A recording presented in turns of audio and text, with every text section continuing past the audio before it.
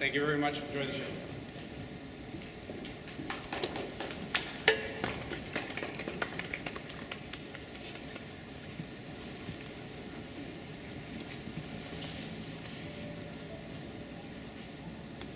Once upon a time, a woman married a man who had a daughter named Katerina.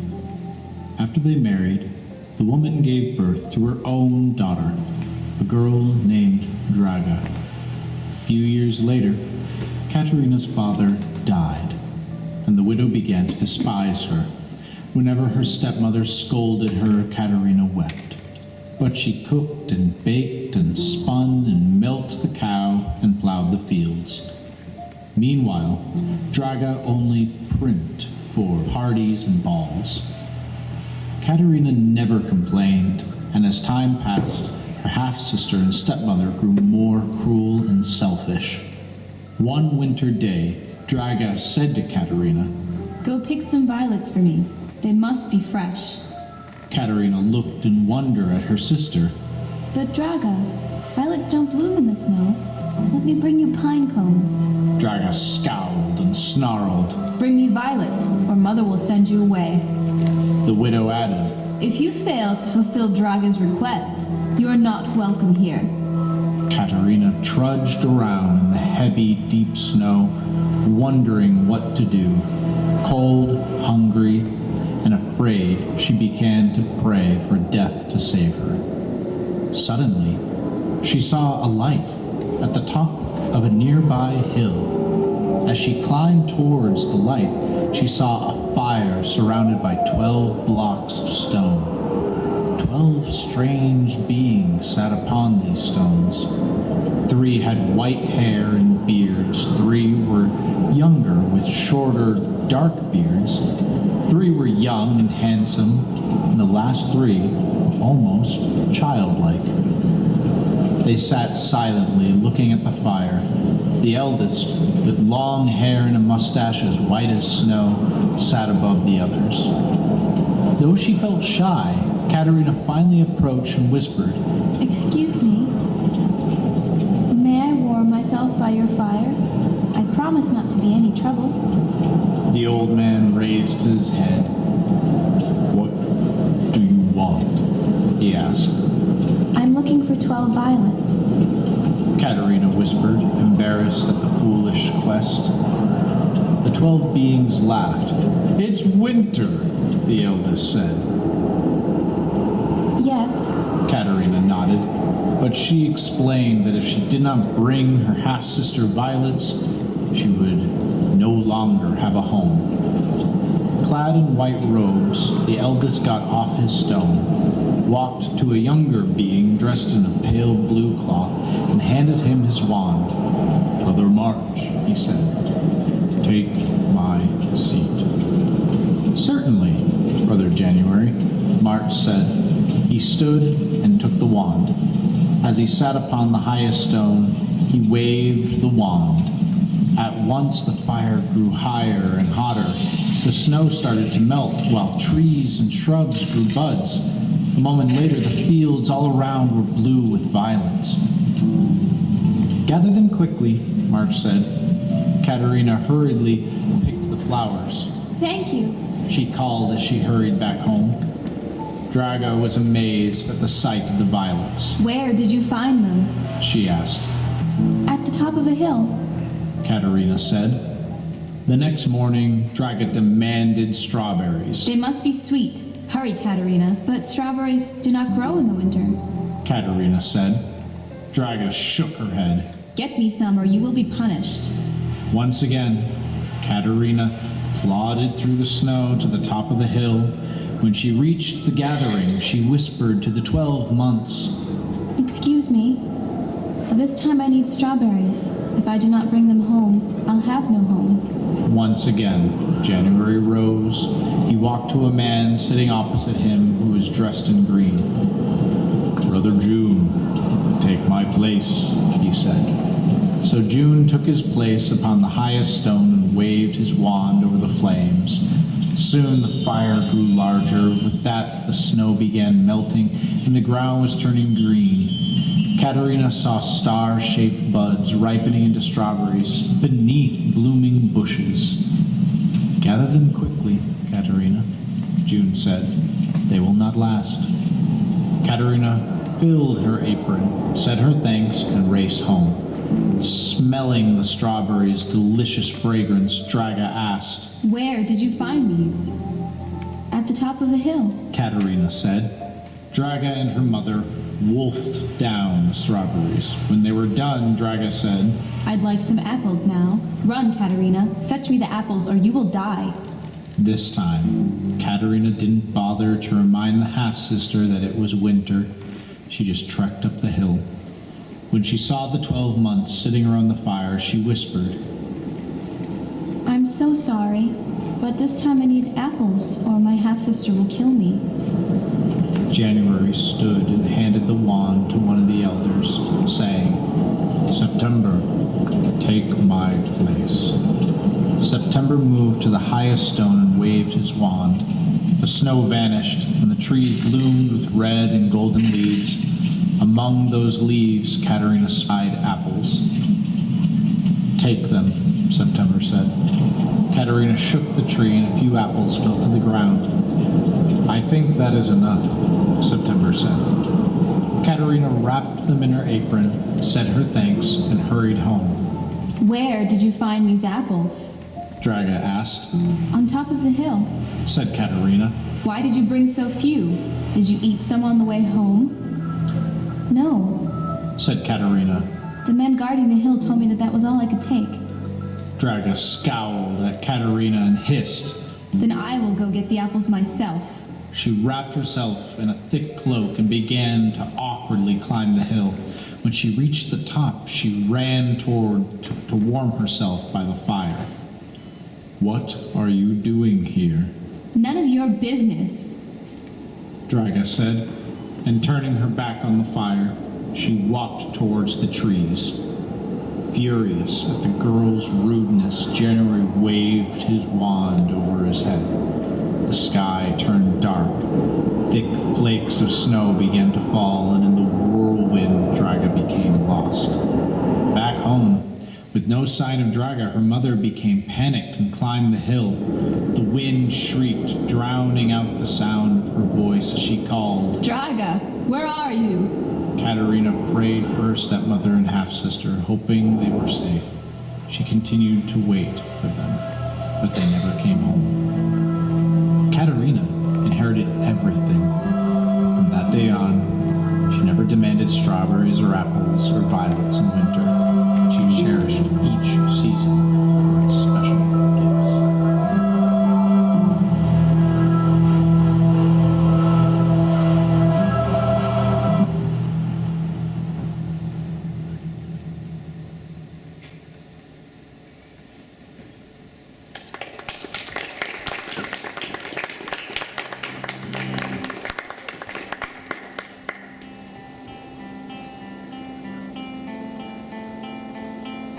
Many years ago in Thailand, there was a temple that was called the Temple of the Golden Buddha. And there was a huge statue of the Golden Buddha.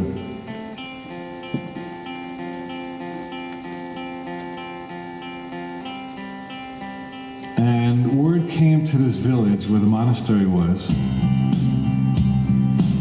that an army from a neighboring country was about to invade.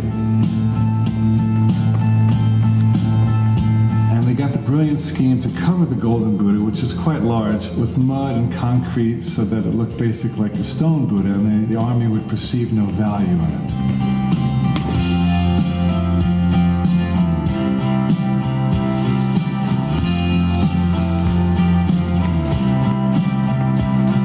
And sure enough, this army rolled in with its caissons and weapons. And as they passed by the monastery, they saw nothing but a big stone Buddha, and they had no reason to plunder it.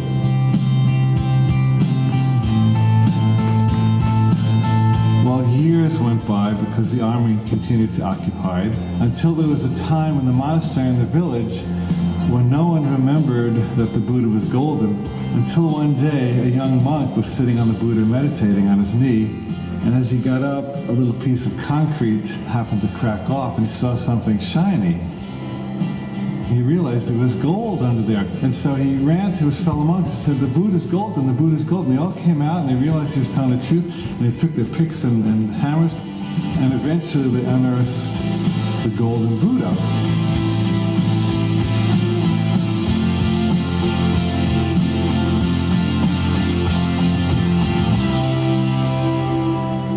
The metaphor is that each of us is golden by nature. We were born golden, born knowing everything every great spiritual master has ever said. But then we went to school and they said you have to dress like this, and this is what boys do, and this is what girls do, this is what black people do, this is what white people do, on and on and on.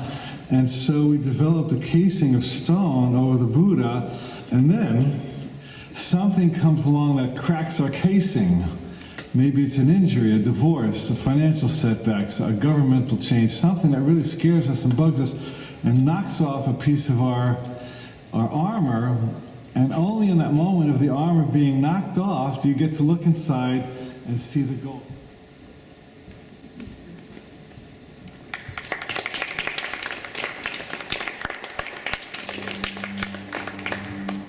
High above the city, on a tall column, stood the statue of the Happy Prince.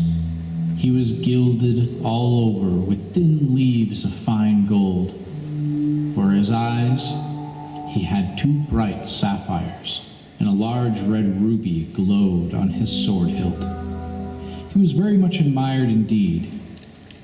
"He is as beautiful as a weathercock," remarked one of the town councilors, who wished to gain a reputation for having artistic taste. "Only not quite so useful," he added, fearing lest people would think him unpractical, which he really was not. Why can't you be like the Happy Prince? Asked a sensible mother of her little boy who was crying for the moon. The Happy Prince never dreams of crying for anything. "I am glad there is someone in the world who is quite happy," muttered a disappointed man as he gazed at the wonderful statue. He looks just like an angel, said the charity child as it came out of the cathedral in its bright scarlet cloak and its clean white pinafores. "How do you know?" said the mathematical master. "You have never seen one." Oh, but we have, in our dreams, answered the child, and the mathematical master frowned and looked very severe, for he did not approve of children dreaming. One night, there flew over the city a little swallow. His friends had gone away to Egypt 6 weeks before, but he had stayed behind, for he was in love with the most beautiful reed. He had met her early in the spring as he was flying down the river after a big moth, and had been so attracted by her slender waist that he had stopped to talk to her. "Shall I love you?" said the swallow, who liked to come to the point at once, and the reed made him a low bow. So he flew round and round her, touching the water with his wings and making silver ripples. This was his courtship, and it lasted all through the summer. "It is a ridiculous attachment," twittered the other swallows. "She has no money and far too many relations." And indeed, the river was quite full of reeds. Then, when the autumn came, they all flew away. After they had gone, he felt lonely and began to tire of his lady love. "She has no conversation," he said, "and I am afraid she is a coquette, for she is always flirting with the wind." and certainly, whenever the wind blew, the reed made the most graceful curtsies. "I admit that she is domestic, He continued, but I love traveling, and my wife consequentially should love traveling also. Will you come with me?" he said finally to her. But the reed shook her head. She was so attached to her home. "You've been trifling with me." He cried, "I am off to the pyramids. Goodbye." and he flew away. All day long he flew, and at night time he arrived at the city. "Where shall I put up?" He said. "I hope the town has made preparations." Then he saw the statue on the tall column. "I will put put up there. he cried. It is a fine position, with plenty of fresh air. So he alighted just between the feet of the happy prince. I have a golden bedroom. He said softly to himself as he looked around, and he prepared to go to sleep. But just as he was putting his head under his wing, a large drop of water fell on him. What a curious thing! He said, And there is not a single cloud in the sky, and the stars are quite clear and bright. Yet it is raining. The climate in the north of Europe is really dreadful.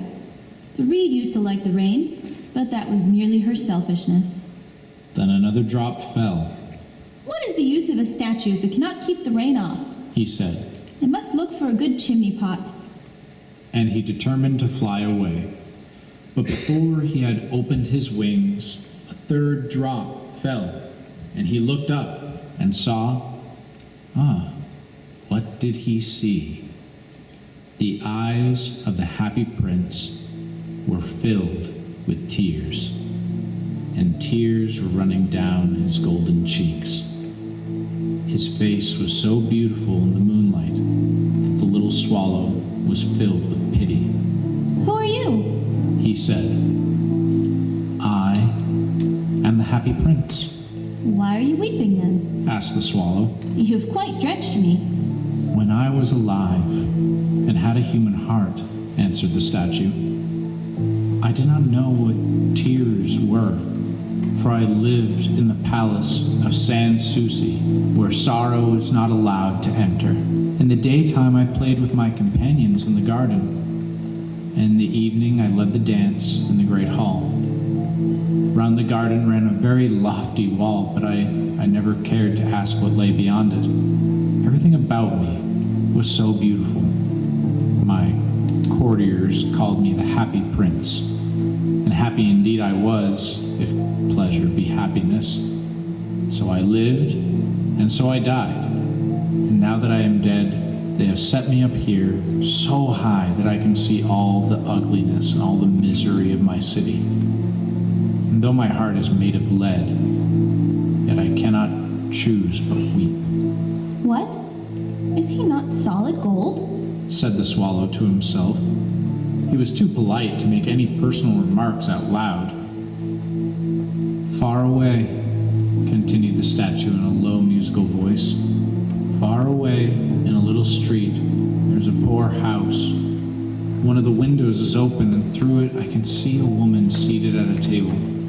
Her face is thin and worn, and she has coarse red hands, all pricked by the needle, for she is a seamstress. She is embroidering passion flowers on a satin gown for the loveliest of the Queen's maids of honor to wear at the next court ball. In a bed in the corner of the room, her little boy is lying ill. He has a fever and is asking for oranges. His mother has nothing to give him but river water, so he is crying. Swallow, swallow, little swallow, will you not bring her the ruby out of my sword hilt? My feet are fastened to this pedestal, and I cannot move. I am waited for in Egypt, said the swallow. My friends are flying up and down the Nile and talking to the large lotus flowers. Soon they will go to sleep in the tomb of the great king. The king is there himself in his painted coffin. He's wrapped in yellow linen and embalmed with spices. Round his neck is a chain of pale green jade, and his hands are like withered leaves. Swallow, swallow, little swallow, said the prince. Will you not stay with me for one night and be my messenger? The boy is so thirsty and the mother so sad. I do not think I like boys, answered the swallow. Last summer when I was staying on the river, there were 2 rude boys, the miller's sons, who were always throwing stones at me. They never hit me, of course. We swallows fly far too well for that. And besides, I come from a family famous for its agility. But still, it was a mark of disrespect. But the happy prince looked so sad that the little swallow was sorry. It is very cold here, He said, but I will stay with you for one night and be your messenger. Thank you, little swallow, said the prince. So the swallow picked out the great ruby from the prince's sword and flew away with it in his beak over the roofs of the town. He passed by the cathedral tower where the white marble angels were sculpted. He passed by the palace and heard the sound of dancing. A beautiful girl came out on the balcony with her lover. "How wonderful the stars are," he said, "and how wonderful is the power of love." I hope my dress will be ready in time for the state ball. She answered. I've ordered passion flowers to be embroidered on it, but the seamstresses are so lazy. He passed over the river and saw the lanterns hanging to the masts of the ships. He passed over the ghetto and saw the old businessmen bargaining with each other and weighing out money in copper scales. At last he came to the poor house and looked in. The boy was tossing feverishly on his bed, and the mother had fallen asleep. She was so tired. In he hopped and laid the great ruby on the table beside the woman's thimble. Then he flew gently round the bed, fanning the boy's forehead with his wings. "How cool I feel," said the boy. "I must be getting better." And he sank into a delicious slumber. Then the swallow flew back to the happy prince and told him what he had done. It is curious, He remarked, but I feel quite warm now, although it is so cold. "That is because you have done a good action," said the happy prince. And the little swallow began to think, and then he fell asleep. Thinking always made him sleepy. When day broke, he flew down to the river and had a bath. "What a remarkable phenomenon," said the professor of ornithology as he was passing over the bridge. "A swallow in winter." And he wrote a long letter about it to the local newspaper. Everyone quoted it. It was full of so many words that they could not understand. Tonight, I go to Egypt. Said the swallow, and he was in high spirits at the prospect. He visited all the public monuments and sat a long time on top of the church steeple. Wherever he went, the sparrows chirped and said to each other, "What a distinguished stranger!" So he enjoyed himself very much. When the moon rose, he flew back to the happy prince. Have you any commissions for Egypt? He cried, I'm just starting. "Swallow, swallow, little swallow," said the prince, "will you not stay with me one night longer?" I am waited for in Egypt. Answered the swallow. Tomorrow my friends will fly up to the second cataract. The river horse couches there among the bulrushes, and on a great granite throne sits the god Memnon. All night long he watches the stars. When the morning star shines, he utters one cry of joy. Then he is silent. At noon, the yellow lions come down to the water's edge to drink. Their eyes are like green beryls, and their roar is louder than any roar of the cataract. "Swallow, swallow, little swallow," said the prince. "Far away across the city I see a young man in a garret. He is leaning over a desk covered with papers, and in a tumbler by his side there is a bunch of withered violets. His hair is brown and crisp, and his lips are red as pomegranate, and he has large and dreamy eyes. He is trying to finish a play for the director of the theater, but he is too cold to write any more. There is no fire in the grate, and hunger has made him faint." I will wait with you one night longer. Said the swallow, who really had a good heart. Shall I take him another ruby? "Alas, I have no ruby now," said the prince. "My eyes are all that I have left. They are made of rare sapphires, which were bought out of India 1,000 years ago. Pluck out one of them and take it to him.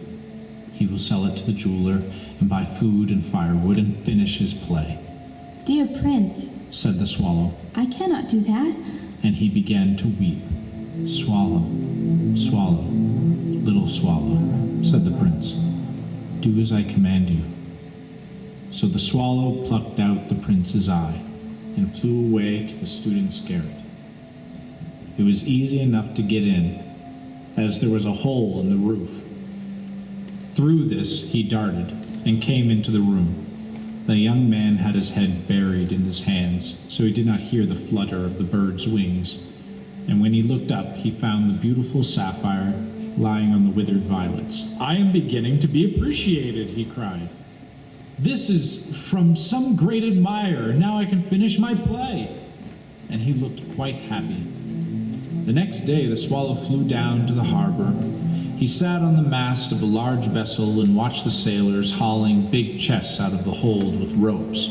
"Heave ahoy!" they shouted as each chest came up. I'm going to Egypt. Cried the swallow, but nobody minded. When the moon rose, he flew back to the happy prince. I'm come to bid you goodbye. He cried. "Swallow, swallow, little swallow," said the prince, "will you not stay with me one night longer?" It is winter, Answered the swallow. and the chill snow will soon be here. In Egypt the sun is warm, and the palm trees and the crocodiles lie in the mud and look lazily about them. My companions are building a nest in the temple of Baalbek, and the pink and white doves are watching them, cooing at each other. Dear prince, I must leave you, but I will never forget you. Next spring I will bring you back 2 beautiful jewels in place of those you have given away. The ruby shall be redder than a red rose, and the sapphire shall be as blue as the great sea. "In the square below," said the happy prince, "there stands a little match girl. She has let her matches fall in the gutter, and they are all spoiled. Her father will beat her if she does not bring home some money, and she is crying. She has no shoes or stockings, and her little head is bare. Pluck out my other eye and give it to her, and her father will not beat her." I will stay with you one night longer, Said the swallow. but I cannot pluck out your eye. You would be quite blind then. "Swallow, swallow, little swallow," said the prince. "Do as I command you." So he plucked out the prince's other eye and darted down with it. He swooped past the match girl and slipped the jewel into the palm of her hand. What a lovely bit of glass! Cried the little girl, and she ran home laughing. Then the swallow came back to the prince. You are blind now, He said, so I will stay with you always. "No, little swallow," said the poor prince. "You must go away to Egypt," I will stay with you always. said the swallow, and he slept at the prince's feet. All the next day he sat on the prince's shoulder and told him stories of what he had seen in strange lands. He told him of the red ibises who stand in long rows on the banks of the Nile and catch gold fish in their beaks, of the Sphinx, who is as old as the world itself and lives in the desert and knows everything of the merchants, who walk slowly by the side of their camels and carry amber beads in their hands, of the king of the mountains of the moon, who is as black as ebony and worships a large crystal, of the great green snake that sleeps in a palm tree and has 20 priests to feed it with honey cakes, and of the pygmies who sail over a big lake on large flat leaves and are always at war with the butterflies. "Dear little swallow," said the prince, "you tell me of marvelous things, but more marvelous than anything is the suffering of men and of women. There is no mystery so great as misery. Fly over my city, little swallow, and tell me what you see." So the swallow flew over the great city and saw the rich making merry in their beautiful houses, while the beggars were sitting at the gates. He flew into dark lanes and saw the white faces of starving children looking out listlessly at the black streets. Under the archway of a bridge, 2 little boys were lying in one another's arms to try and keep themselves warm. How hungry we are, they said. "You must not lie here," shouted the watchman, and they wandered out into the rain. Then he flew back and told the prince what he had seen. "I am covered with fine gold," said the prince. "You must take it off, leaf by leaf, and give it to my poor. The living always think that gold can make them happy." Leaf after leaf of the fine gold the swallow picked off, till the happy prince looked quite dull and gray. Leaf after leaf of the fine gold he brought to the poor, and the children's faces grew rosier, and they laughed and played games in the streets. "We have bread now," they cried. Then the snow came, and after the snow came the frost. The streets looked as if they were made of silver. They were so bright and glistening. Long icicles like crystal daggers hung down from the eaves of the houses. Everybody went about in furs, and the little boys wore scarlet capes and skated on the ice. The poor little swallow grew colder and colder, but he would not leave the prince. He loved him too well. He picked up crumbs outside the baker's door when the baker was not looking, and tried to keep himself warm by flapping his wings. But at last, he knew that he was going to die. He had just strength to fly up to the prince's shoulder once more. "Goodbye, my dear prince. He murmured, Will you let me kiss your hand?" "I am glad that you are going to Egypt at last, little swallow," said the prince. "You have stayed too long here. But you must kiss me on the lips, for I love you," "It is not to Egypt that I am going. said the swallow. I am going to the house of death. Death is the brother of sleep, is he not?" And he kissed the happy prince on the lips and fell down dead at his feet. At that moment, a curious crack sounded inside the statue, as if something had broken. The fact is that the leaden heart had snapped right in two. It certainly was a dreadfully hard frost. Early the next morning, the mayor was walking in the square below in company with the town councilors. As they passed the column, he looked up at the statue. "Dear me, how shabby the happy prince looks," he said. "How shabby indeed," cried the town councilors, who always agreed with the mayor. They went up to look at it. "The ruby has fallen out of his sword. His eyes are gone, and he is golden no longer," said the mayor. "In fact, he is little better than a beggar." "Little better than a beggar," said the town councilors. "And here is actually a dead bird at his feet," continued the mayor. "We must really issue a proclamation that birds are not to be allowed to die here." And the town clerk made a note of the suggestion. So they pulled down the statue of the happy prince. "As he is no longer beautiful, he is no longer useful," said the art professor at the university. Then they melted the statue in a furnace, and the mayor held a meeting of the corporation to decide what was to be done with the metal. "We must have another statue, of course," he said, "and it shall be a statue of myself." "Of myself?" of myself. said each of the town councilors, and they quarreled. When I last heard of them, they were quarreling still. "What a strange thing," said the overseer of the workmen at the foundry. "This broken lead heart will not melt in the furnace. We must throw it away." So they threw it on a dust heap where the dead swallow was also lying.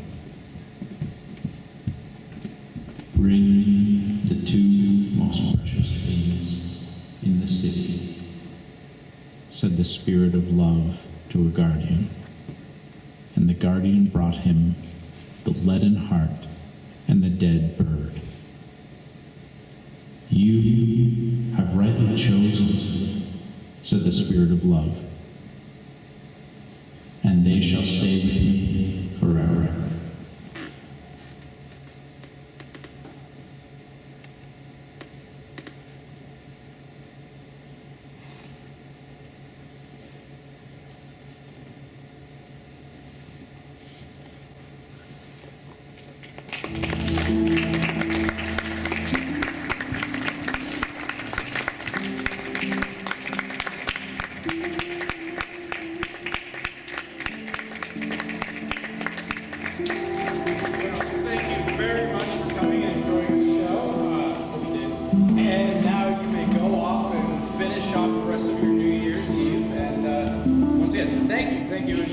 take any of the snacks or anything that's left over so that way we can get rid of it. And we will have a hat sitting here on the stage with her. If any of you wish to donate anything towards World Under Wonder to be able to eventually do Beauty and the Beast here at the Claremont Opera House, donate, please. Thank you.